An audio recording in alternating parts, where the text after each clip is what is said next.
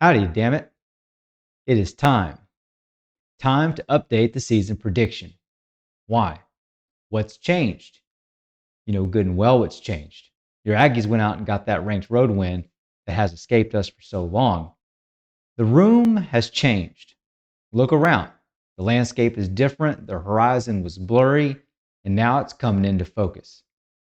So let's look around the SEC with respect to A&M's future opponents, and I'm going to project this schedule. So I'll give you my previous schedule prediction, and we'll update that and see if there's been any changes.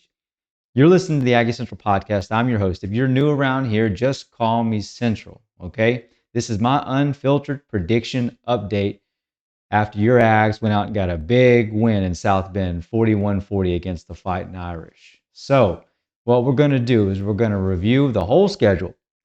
Then we're going to go over what I think is the ceiling for your Ags, what I think is the floor for your Ags, and then give that final prediction. So first up is Auburn. Auburn comes up for us in 2 weeks. We get a bye first. So important to note, we're going to get healthy. We're going to get stronger, fix a few things, hopefully, and get just a little bit better for us to host Auburn at Kyle Field in 2 weeks. All right, so about Auburn. Lots of talent. This was the story before the season started. I'm going to tell you everything that I had put out there in my season prediction prior to any games being played. Lots of talent. They have a very high ceiling. Nice O-line. They're top 10 in the country at that position. The wide receivers are a solid group. They've got Cam Coleman, and they got a big-time addition in Eric Singleton, probably the best wide receiver transfer in the country in the offseason, okay? Now, initially, I thought that they were probably going to be the best duo in the league, but a lot's changed, right? I was confident in Craver and Casey, but now what I've seen I can't in good conscience stick with Cam Coleman and Singleton. I have to go with Craver and KC as the best duo at this time. So that's just it. We update. We're going to update everything. Things change. Things happen. There's where we're at. So, OU previously had the worst passing grade in the country. Right? Whoa, OU. What's happening? We're talking Auburn right now. OU previously had the worst passing grade in the country. They had no offensive line. Wide receivers were all injured. The storyline is that Jackson Arnold, the quarterback for Auburn, comes over and he tries to live up to his 5-star grade. That was before the season. So he's off and running on this, trying to make this look good. They surround him with some weapons. They got Cobb at running back, doing a solid job. And like I said, Coleman and Singleton Jr.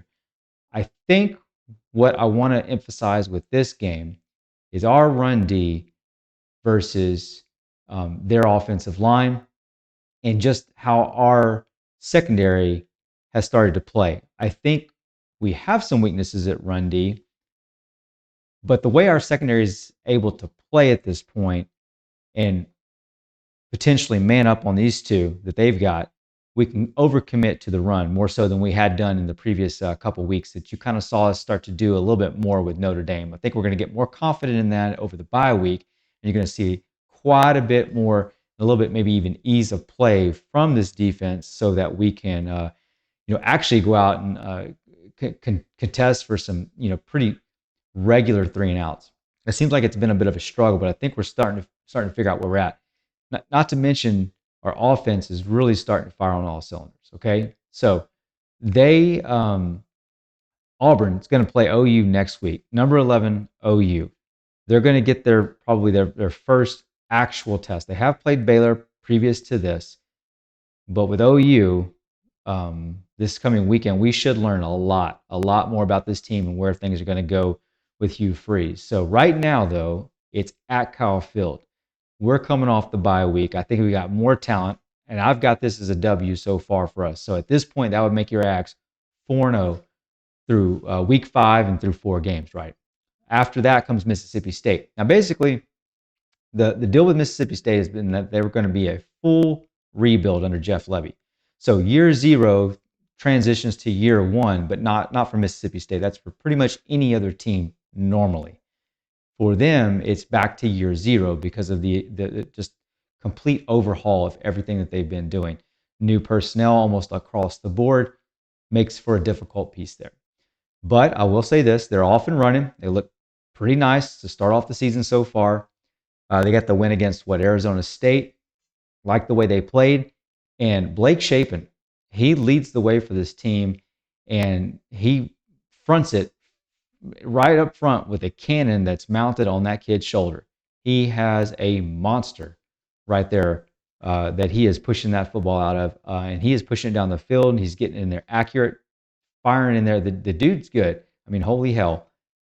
He's throwing to Anthony Evans. He's throwing to Brennan Thompson. They stand out as the primary receivers. Their defense, in my opinion, is going to have a lot to deal with. When you think about how many weapons we have, and this is going to be a reoccurring theme. Mario Craver, in my opinion, Biletnikoff watch list person right now. He went for 200 yards last game. If you can shut him down, which would be a tall task, you still got to go to KC. Can you get him shut down? Can you get Bussy? Can you get Ashton Bethel Roman? Are you gonna play also back so much that you're gonna also be able to man up against our offensive line, veteran offensive line, and then shut down Moss and Reed from running? I just don't see these kinds of things. I just think this game is way, way, way too much for them. I think Shapen will be running for his life from our defensive line. Howell, Onyedem, Hicks is really starting to play at this point. You can really see him shaping up nicely. And I think that man's going to be running for his life all night long. I think we win by 2 tutties. 5-0 for the Aggies at this point. And then we roll into Florida. We get Florida at home. Mississippi State again. That's at home. Florida. The story. What's going on with Florida? It's not pretty. It doesn't look good. The deal is that Lagway is a very highly paid quarterback. Supposed to be getting a lot of good results. Napier is at the end of his rope, and he's pretty much been burning the candle at both ends. They need something. They haven't got it. They've lost to USF, and they just lost to LSU 20-10. Things not looking good. What I'm going to say about Florida is actually something I had previously said against Archie, which comes up after this. I don't know where this team's going to be with their head coach and their mind at the time when they come to play us at Kyle Field. If they don't get some things straight, it's going to be a difficult ask. This league is brutal, especially for Florida. Now, they bring back a lot of experience on the offensive line. The schedule is just brutal, y'all. It's just brutal for them. The defense has a chance to be pretty good. I think they've been decent so far. However, they're just not getting it done on offense. I mean, 10 points versus LSU. Now, I'm going to have to balk at that real quick. 10 points versus LSU. I think LSU is the best defense in the SEC. If you look at the stats, you won't see that. They probably would show up somewhere in number 4 or 5 area, and is what it would actually work out to be like Central. That's wrong. They're not the best D. Well, they've played Clemson and Florida at this point, and then some no name. So they've got the best schedule, the best quality of opponents so far that they've played. So you wouldn't expect the same kind of numbers that you would get out of their cupcake opponents, right? So keep that in mind. Now, even with that being the case, Lagway just has not played up to potential. Like I said, he's getting paid a lot of money. He threw 5 INTs versus LSU. The story before the season was that if you can get pressure on this guy, if you can get him off balance, he's prone to making mistakes. He has not silenced that narrative. Not at all. Not one iota. More than that, when you get him moving, he just tends to not just make mistakes, but he's only got one option typically. He doesn't really check down a lot. He's got his target in his mind. He just kind of stays there. So he becomes quite predictable. It's really not looking good for Billy Napier at this point, just to be quite frank.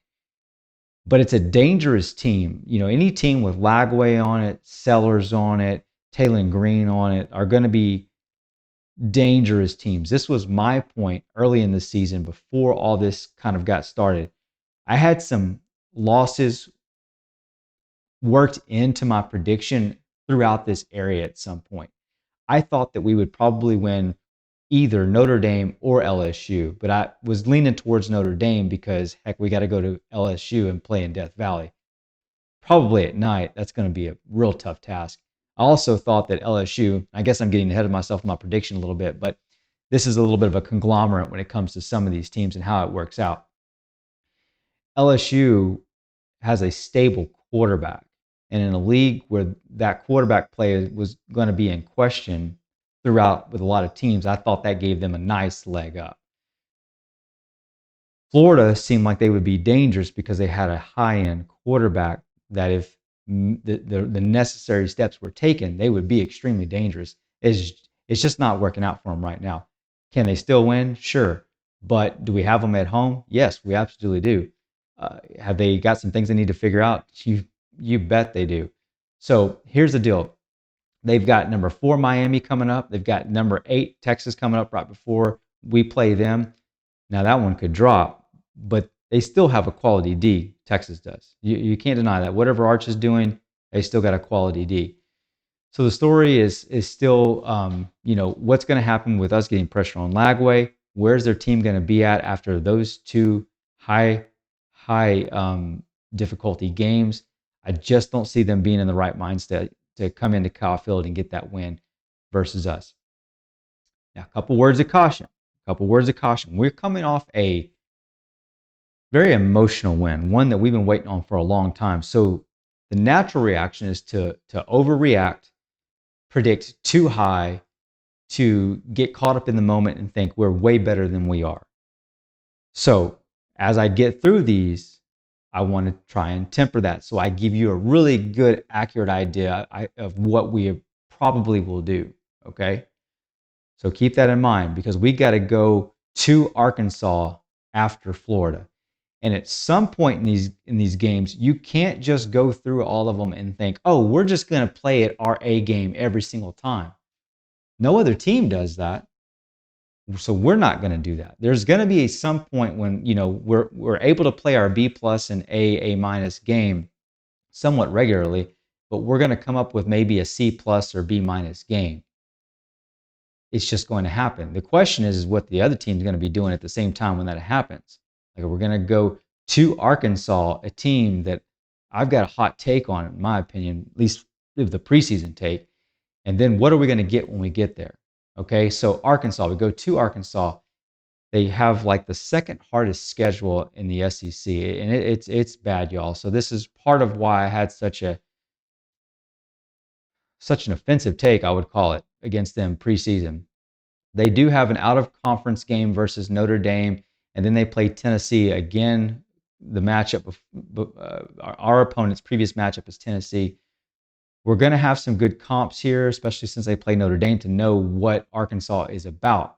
But here's what they're about. Let me tell you what they are about. They're about Taylon Green. That's it. He's their QB. You knew this. He's 6'6". He's 230. He's the number 1 in the country for total offense. He had 305 yards against Ole Miss. He put up another 115 on the ground. With a Heisman moment, he'd be probably on the watch list. I don't know if he's going to get that Heisman moment, but if he did, this would be a guy to watch out for, 100%. He is the offense. That's it, okay? He is dangerous when he connects with Omega Blake, but his legs are all that he needs to connect with, and that arm. He is extremely good. Now, I know we said preseason that they lost 2 of their best offensive linemen, but the replacements have filled in really nicely. They're like number 15 in sacks allowed, number 8 in tackles for loss allowed. They did really, really good in the portal. The secondary is where the problem's at. Secondary leaves a lot to be desired. They really can't cover at this point. I mean, it's hard to say. They're 83rd in the nation for pass coverage. I mean, it's just not good. It's kind of like what Teddy KGB said in the final scene. and rounders, you must be kicking yourself. They tried to do it in the portal, but you just can't expect to hit everywhere. You just can't. That's just that's just the way it goes. I mean, if we could all, get every commit to work out just the right way, we'd all be winning a national championship. But of course, that just can't be. So the storyline for me, especially now that they've lost to Ole Miss, I had said that when they come, or actually we're going to Arkansas, who's going to be the head coach? Will Pittman be out at this point? Will they be calling for Petrino? Remember, Petrino's over there, offensive coordinator. That's a scary thought since Petrino's so beloved there, whether or not they may be calling for him to come in and take over this team if if Pittman's just not getting it done the way they want it to get done. And it looks like it's kind of time. They got like Memphis up next, and then like I said, they got Notre Dame and Tennessee. So when we go to play them, I mean, if they don't get right against Memphis, there's a good likelihood that they could be 2-4. So when we go into the house, it's going to be 2-4. What's that stadium look like? What's the fan base doing at this point? That does not look good. They may beat Memphis. They could lose the next two, and it's going to be 3-3. It might not be much better. But here's what I will tell you though about this team. I believe this. It's a dangerous team. Again, dangerous team. More dangerous than Florida because Taylor Green is legit. He's taking care of business. And I think that this team could rally around Pittman at any moment. This is that game where they come out and they play like their A plus game. And their A plus game is better, let's just say, than our B or B minus game.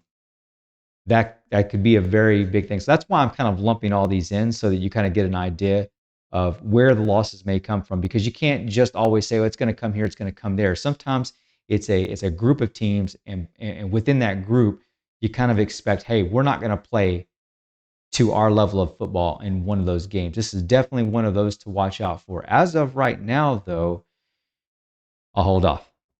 We're going to go to LSU. Like I said, they've got Nuss. Nussmeier looks good, y'all. He looks good. They got a solid QB. So just watch out. The D is very good, as I was talking about before. So a lot of this stuff I don't have to preview as much moving forward, because as we've played some of the same opponents, you've already got some of the preview. But LSU is a solid team. They had an over-under of 8.5, and that basically looks like, I don't know if you can see this fly buzzing around me. It needs to get on. I'll swat you like Notre Dame if you keep buzzing. Okay, so they're good. Skill players are as good as they've ever been. Corners, they've always got corners. So they lost some of their O-line. They didn't care. They're still physical. I am worried about this matchup. Do I think we can beat LSU? Yeah, I do. I think our A plus game is right up there with theirs. Absolutely. But the way they're playing right now, over under of 8.5 for them looks like the over is just a money maker. And I'm worried that the matchup between our defensive line and their offensive line is not a great one. Okay. So initially, I had them as a front runner. Like I said, just due to having a solid QB play in the league where there's a bunch of QB turnover, that's just hit on. I mean, if I'd have made that a prediction, I couldn't have made a better prediction. So that one looks pretty good. Giving that preview for LSU looks really good. We're going to Death Valley. I don't feel bad at all marking this one down as an L at this point. So I got off track a little bbit. We had gotten to 5-0 at one point. I didn't give you my loss and wins for a couple of them at this point because I'm going to kind of group those in a little bit to give you my final prediction. But right now I got a loss at LSU. It's the only one right now that I've got. It's fully confirmed for me that I'm going to go out on a limb for. So pretty big letdown there, but it's been the norm. We just keep trading blows.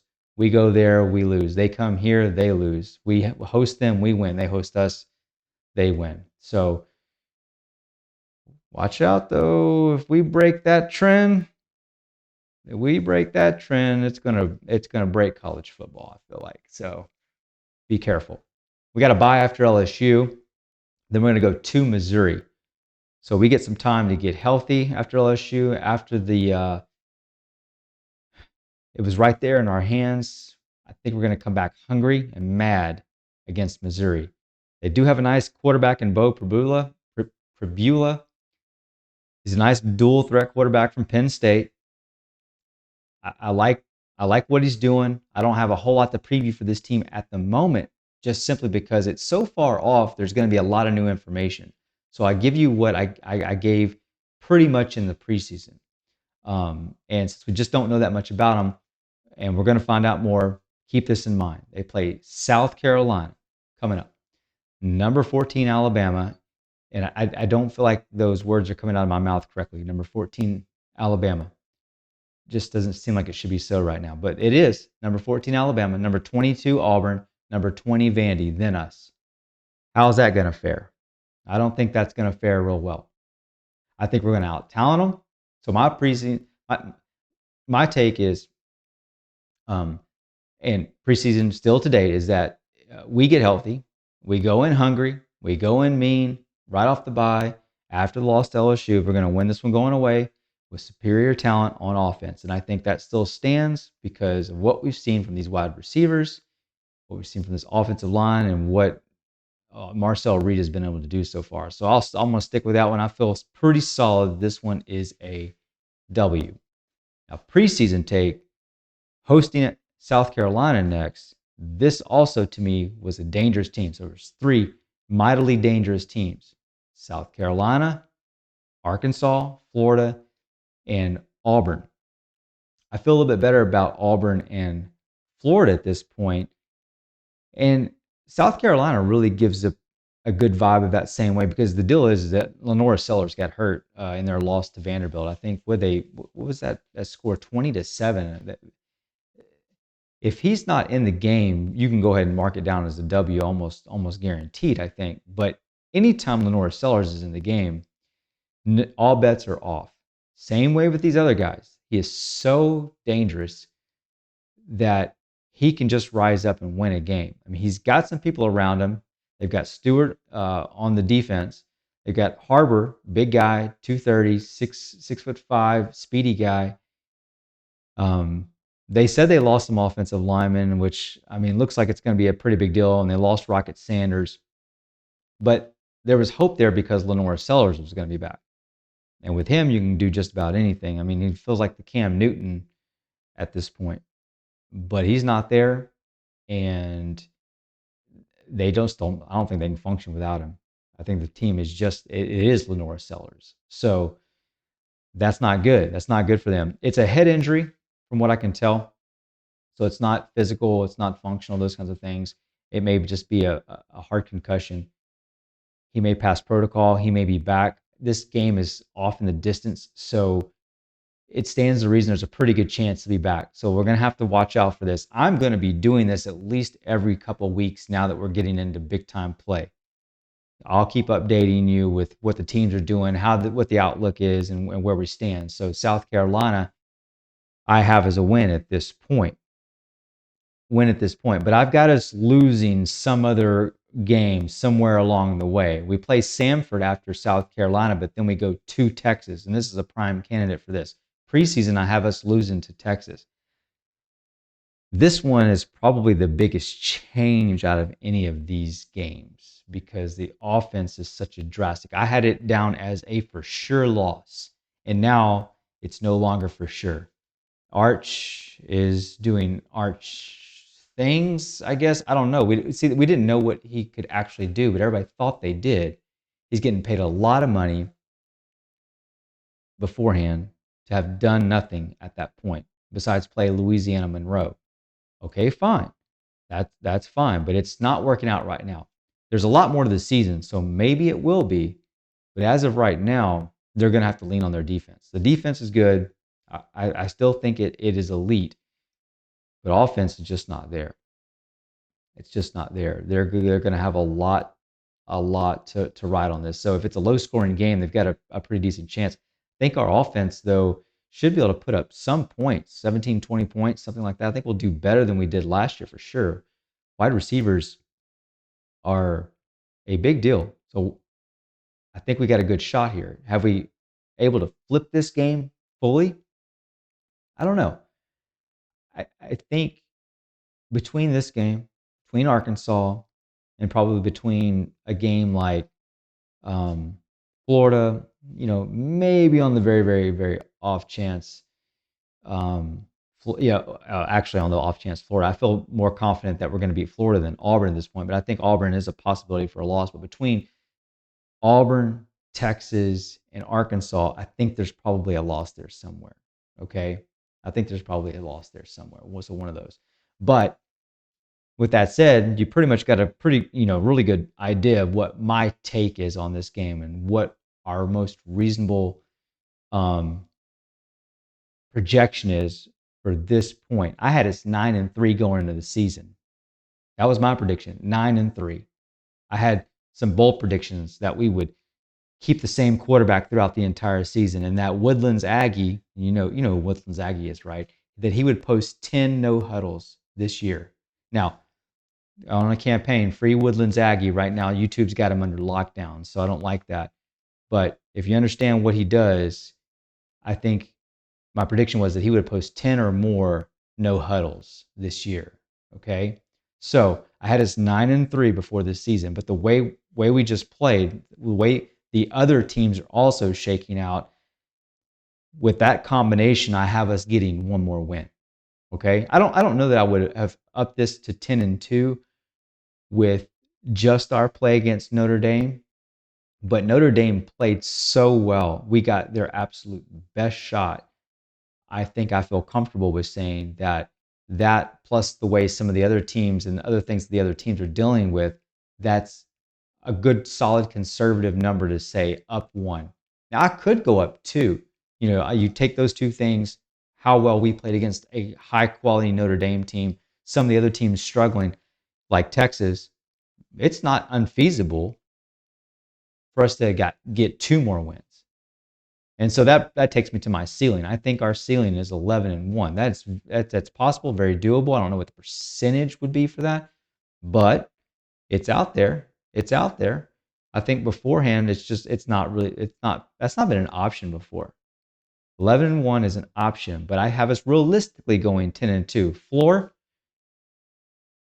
Okay, so let's think about the floor. Let's go with 8-4 for a second. That means we got to lose 4 games. 4 games. Who are they going to be? Okay. So it could be Texas. Could be Auburn. Could we lose to Florida? I guess that is possible. Could we lose to South Carolina? Sure. So let's back up one more time real quick. Okay, 1 to Auburn, 1 to Florida. Could we lose to Arkansas? Yes. Could we lose to Texas? Yes. Okay, so 8-4 seems pretty doable, but can we lose to Arkansas? Absolutely. Okay, absolutely. But likewise, when you're doing a floor, you can't just completely go all is lost. We're not going to perform like at our worst every single game. So could we lose to every single one of these teams besides Samford moving forward? Yes, it's possible, but not realistic. So I mean, you got to have some realism when going in for the floor as well. I don't see us losing every single one of those. Do we lose to LSU? Sure, we're going to lose to LSU. So I think most likely the floor is 7-5 at this point. So I'm right there almost right there in the middle. 11-1 is the ceiling, but I think I'm going to change it. I don't think 7-5 is the floor. I think I'm going to move it up. I think that just accounts for us playing too bad too often. And I don't think this team's giving off that vibe anymore. I don't think that's the identity. We talk a lot about identity throughout all the previews. What's been the identity? The identity had been that we miss tackles, we make some mistakes along the way, some bust here, some bust there, and we make some big plays moving us forward. But we played much more consistent against Notre Dame. Notre Dame played lights out. They played lights out. Can we give that kind of effort week in and week out? Probably not. But if we give, say, 80% of that on the regular, we should win most of these games. And I don't have us playing that kind of game and losing to Missouri. Okay. and losing to Florida and Auburn. So I think 8-4 is really getting close. If you gave me 7.5 as the floor, I'd probably take that. You can't actually take that, right. That's not the way wins work. Can't have a half of win. So I'll take 8-4. I think I'll go 8-4 for our floor at this point. 11-1 for the ceiling, but I got us bumped up one more win for a realistic take. So that's it. That's unfiltered. Let's see what happens this next week. We got a preview coming up for Auburn. I won't be at the game. I'll be tailgating. Hopefully you can come by and see me. Okay? So more to come this week because it's an off week and you need something to watch and deal with. So we'll probably come back with some film study. All right? If you're down for that, just hit me up in the comments, okay? So that's it for tonight, and we'll talk to you soon.